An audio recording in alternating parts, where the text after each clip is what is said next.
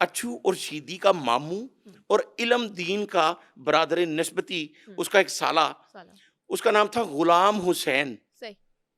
غلام حسین کو وہی گروپ جو ہے یونس گروپ اس کو قتل کرنے کے بعد اس کے ٹکڑے کرتا ہے. اب یہ بچے تیسرا قتل دیکھ رہے ہیں اور ٹکڑوں والی لاش جو ہے وہ دریا میں بہا دی جاتی ہے. اچھا تو اس کا کہیں سے تعلق ہے ان کی بعد کی یس ایکٹیویٹیز پر. یس. اب دیکھیں نا، لوگ یہ کہتے ہیں کہ جی انہوں نے 150 افراد قتل کیے. بھائی کیوں کیے؟ انہوں نے قتل کے بعد ٹکڑے کرنے کیوں شروع کیے؟ جب انہوں نے اپنے باپ کا قتل دیکھا خود. میں پھر یہاں پہ کوڈ کروں گا کہ ہم کسی کو کبھی بھی جسٹیفائی نہیں کریں گے، کسی کرمنل کو، لیکن کوئی کرمنل کیوں بنتا ہے اس پہ ریسرچ ہو رہی ہے پوری دنیا میں کہ تاکہ آئندہ کوئی ایسا کرمنل نہ بنے.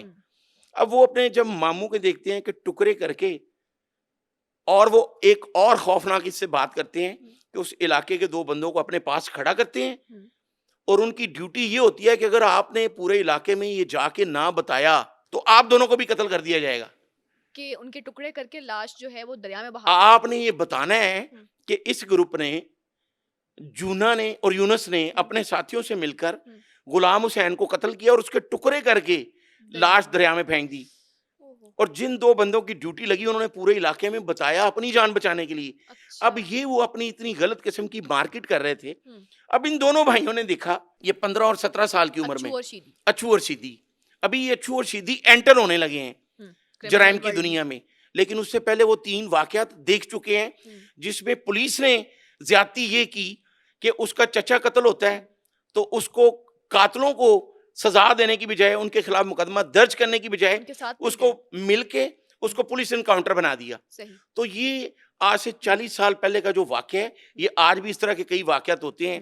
اگر جوڈیشل انکوائری ہو تو کوئی ایسے پولیس مقابلے ہیں جو سامنے آ جائیں گے کہ یہ کس طرح ہوا ہے. ہم کرائم سیریز کر رہے ہوتے ہیں تو اکثر ایسا ہوتا ہے کہ پولیس مقابلہ جھوٹا ہی نکلتا ہے، جھوٹا نکلتا ہے موسٹلی. اب یہ کیا کرتے ہیں دونوں بھائی، اسی علاقے میں جو اچھو اور شیدی کی 6 بہنیں تھیں، جو تیسرے نمبر والی بہن ہے اس کی شادی ایک اقبال اور بالا گاڈی کے بھائی سے ہوئی ہوتی ہے. صحیح. اور ان لوگوں کے اقبال بالا کے باپ کو بھی اسی یونس اور گجر گروپ جو ہے یونس، انہوں نے قتل کیا ہوتا ہے. اچھا. اب اچھو شیدی اور بالا گاڈی اور چوتھا ان کا بہنوئی عطا، یہ گینگ بناتے ہیں اپنا. اور انہوں نے ٹارگٹ کیا کیا کہ ہم سب سے پہلے اس افراد کو قتل کریں گے جنہوں نے ہمارے باپ کو قتل کیا ہے. اچھو اور شیدی اپنے بہنوئی اور اس کے بھائی کے ساتھ مل کر ایک گینگ بنا لیتے ہیں. یہ 4 رکنی گینگ، ان کو پتہ چلتا ہے کہ جو وہ گجر گروپ کا جو مرکزی لیڈر ہے وہ فیروز والا کچہری میں ایک تاریخ پہ جا رہا ہے. صحیح.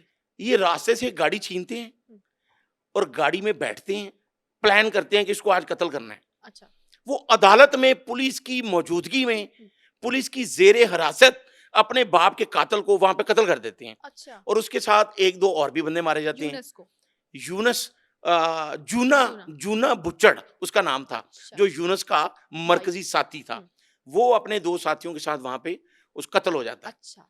اب یہاں سے یہ نکلتے ہیں اور پھر یہ کسی کے قابو نہیں ہے.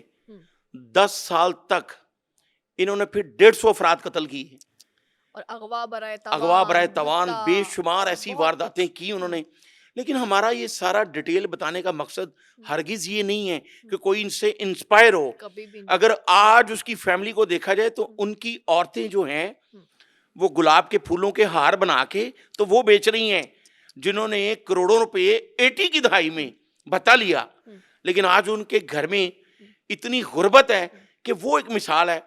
مجھے حضرت علی کا ایک قول یاد آ گیا کہ عبرت حاصل کرو عبرت بنو مت. بالکل. اب جس طرح وہ دونوں عبرت بنے تو جو آج کل کے نوجوان ہیں ان کو یہ سوچنا ہوگا کہ ہم نے ایسا نہیں بننا. اپنی فیملیز کے لیے سوچیں، اپنی فیملیز کے لیے سوچیں. سائیکولوجیکل امپیکٹس ہوتے ہیں جو آپ کو مجبور کر دیتے ہیں کچھ ایسی ایکٹیویٹیز کرنے پہ. شاید اس وقت آپ کا اپنے اوپر زور نہیں ہوتا، لیکن اس طرح کے واقعات دیکھ کے لوگ موٹیویشن ضرور حاصل کرتے ہیں کہ یہ کام نہیں کرنا. جویریہ چائنا میں 2 ایسے منسٹر ہیں جو کرمنل تھے، جیل میں رہے، ان کی کاؤنسلنگ کی گئی، انہیں اس ٹریک پہ لایا گیا کہ آج وہ وہاں کے منسٹر ہیں. تو ہمارا بھی جو یہ بات کرنے کا مقصد ہے وہ یہی ہے کہ یہاں پہ بھی کوئی ایسا سسٹم ہو کہ کوئی, یہ تو کہنا بڑا آسان ہے انہوں نے 150 بندہ مارا, کیوں مارا, اور کیوں مارا, کیسے وہ یہاں تک پہنچے.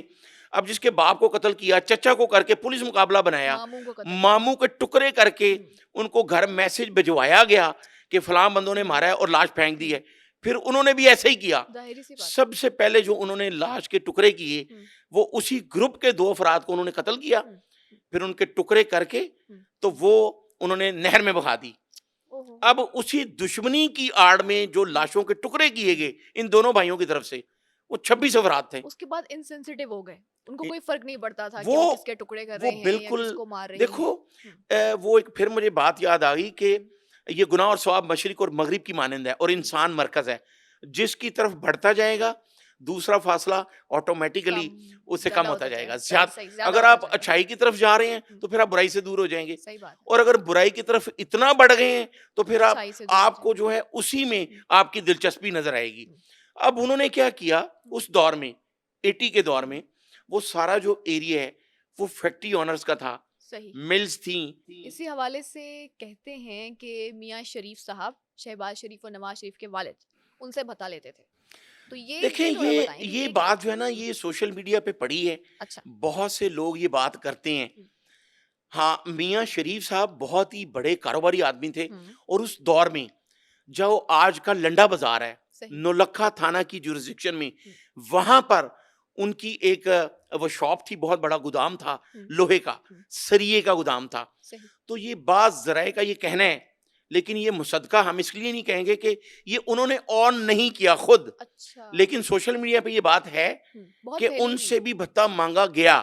ایون یہ بھی کہا جا رہا ہے سوشل میڈیا پہ, 1-2 اور جگہ سے پتا چلا کہ شہباز شریف یا نواز شریف صاحب میں سے 1-2 بار خود بھی کوئی ان کو بھتہ دینے کے لیے گیا. ہاں, اس میں یہ ہے کہ اس وقت جو شہباز شریف ہیں جو آج پرائم منسٹر ہیں پاکستان کے, وہ کرائم کنٹرول کمیٹی کے چیئرمین تھے 80s کی دہائی میں. وہ وزیر اعلیٰ نہیں تھے, ابھی کرائم کنٹرول کمیٹی کے چیئرمین تھے. تو انہوں نے ایک لسٹ بنائی کہ لاہور سے جرائم پیشہ کا خاتمہ کیا جائے گا, اور ٹاپ آف دا لسٹ یہ دونوں بھائی تھے.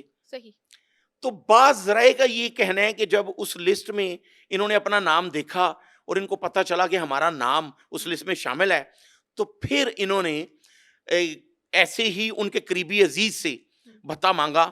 وہ دیا یا نہیں, لیکن وہ بات کی بات ہے, یہ ابھی تک پروو نہیں ہوا. یہاں تو وہ خود ایسی بات کوئی آن کرتا بھی نہیں ہے, چونکہ بے شمار ایسے لوگ تھے جنہوں نے ان کو بھتہ دیا لیکن مقدمہ درج نہیں کروایا.